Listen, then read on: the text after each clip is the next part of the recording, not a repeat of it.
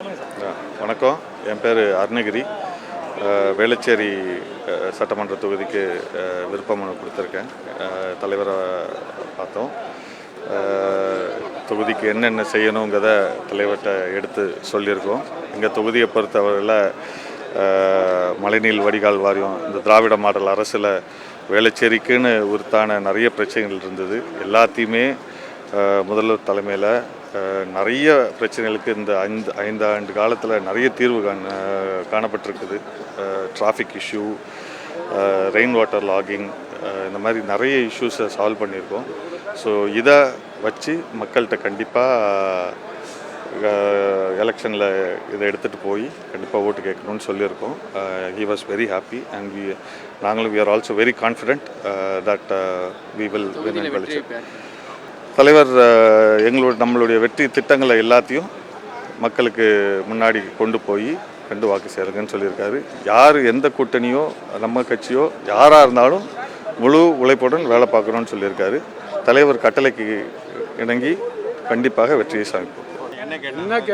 இல்லை, தலைவர் தொகுதியை பற்றி கேட்டார். முதலாவதாக எங்கள் எல்லாம் தலைவர் இவ்வளோ வேலை பளுக்கு இடையில் எங்கள் ஆர்கே நகரில் யார் யார் மனு செஞ்சோம் அனைவரையும் கூப்பிட்டு அழைத்து எங்களை எல்லாம் உட்கார வைத்து இன்றைய தினம் எங்களிடம் கருத்து கேட்டிருக்கிறார். தொகுதியை பற்றி நிலவரம் கேட்டிருக்கிறார். அவரும் பல்வேறு ஆலோசனைகளை, வெற்றிக்கான ஆலோசனைகளை எங்களுக்கு வழங்கியிருக்கிறார். தலைவரை சந்தித்தது எங்களுக்கு ஒரு மற்றற்ற மகிழ்ச்சி.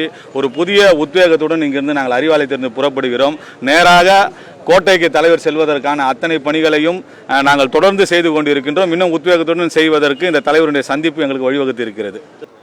இன்றைக்கி ராயபுரம் தொகுதியிலேருந்து 32 பேரும், ஆர்கே நகரில் ஒரு 23 பேரும் விருப்ப மனு கொடுத்துருந்தோம். ராயபுரம் சார்பில் நான் கலந்துக்கினேன். தலைவர் என்ன சொன்னாங்கன்னா, 32 பேரும் இங்கே உட்கார்ந்ததே ஒரு வேட்பாளராக தான் இருக்கீங்க, இதிலே மற்றற்ற மகிழ்ச்சி எங்களுக்கு அப்படின்னாங்க. எங்களுக்கும் ரொம்ப சந்தோஷம். தலைவர் அந்த என்னென்ன பண்ணியிருக்கோம், நம்ம திட்டங்கள்லாம் கேட்டாங்க, எல்லாமே சொன்னோம். அதுக்கப்புறம் அந்த 32 பேரில் ஒருத்தர் வேட்பாளராக சொல்லுவோம், நீங்கள் கூட இருந்து எல்லாருமே அவர் வெற்றியடைய பாடுபடணும்னு சொல்லியிருக்காங்க.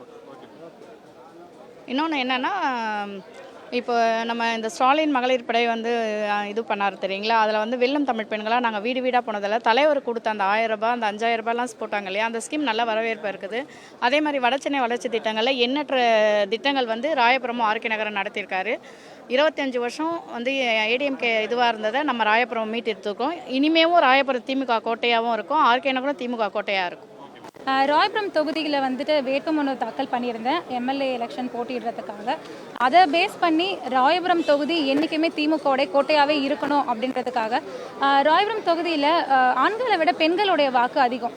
ஸோ அந்த காரணத்தினால மக்களிடையே, குறிப்பாக பெண்களிடையே நம்ம தலைவர் அவர்களோட நலத்திட்டங்கள் அதிகமாக போய் ரீச் ஆகிருக்கு.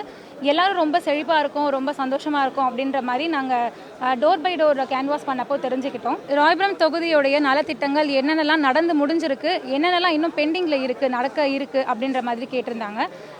நடந்து முடிஞ்ச திட்டங்களை பற்றி நிர்வாகிகள் சொல்லியிருந்தாங்க, நடந்துட்டு இருக்கிற திட்டங்களையும் நிர்வாகிகள் சொல்லியிருக்காங்க.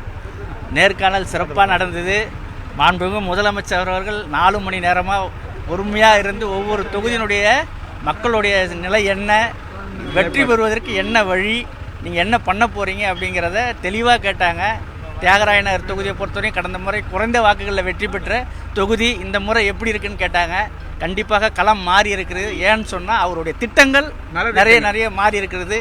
இன்றைக்கி தியாகராய நகர் தொகுதி மட்டும் இல்லை, தமிழ்நாடுடைய ஐக்கானாக இன்றைக்கி முதலமைச்சருடைய முகம் மட்டுமே தெரியுது. அதனால் அவருடைய திட்டங்கள் போய் சேர்ந்துருக்குது. அதனால் அந்த திட்டங்களும் எங்களுடைய உழைப்பும் கண்டிப்பாக தியாகராய நகர் தொகுதி அதிக வாக்குகள் வித்தியாசத்தில் வெற்றி பெறும். மீண்டும் உங்களுக்கு வாய்ப்பு இருக்கா? என்ன சொன்னாங்க, கேட்குறீங்களா? அது மாண்புமிகு முதலமைச்சர் எடுக்க வேண்டிய முடிவு. அது நாங்கள் கேட்டிருக்கோம். 17 பேர் கேட்டிருக்கோம். தியாகராய நகர் தொகுதியை பொறுத்த வரைக்கும் 17 பேர் கேட்டிருக்கோம். கண்டிப்பாக அதில் ஒருவருக்கு வாய்ப்பு உண்டுன்னு சொல்லியிருக்காரு. அது கண்டிப்பாக ஒருவருக்கு தான் வாய்ப்பு கொடுக்க முடியும். கண்டிப்பாக ஒருவருக்கு வாய்ப்பு தரோம், அவர் வெற்றி பெற வைங்கன்னு சொல்லியிருக்காரு. முதலமைச்சர் தலைவர், கழகத் தலைவர் யாரை சொல்கிறாரோ அவரை நாங்கள் வெற்றி பெற வைக்க கண்டிப்பாக உழைப்போம். அது இன்னும் எங்களை யாரும் டச் பண்ண முடியாது. அது தாவேகாவுடைய புஷி ஆனந்த் அவர் இன்னும் உறுதிப்படுத்தலை, அவர் நிற்கிறாரான்றது உறுதிப்படுத்தலை. தியாகராய நகர் தொகுதியை பொறுத்த வரைக்கும் கண்டிப்பாக தாவேகாவாக இருந்தாலும், அதிமுகவாக இருந்தாலும், பாஜகவாக இருந்தாலும் இந்த முறை வெற்றி திராவிட முன்னேற்ற கழகத்துக்கு மட்டும்தான். தேங்க்யூ.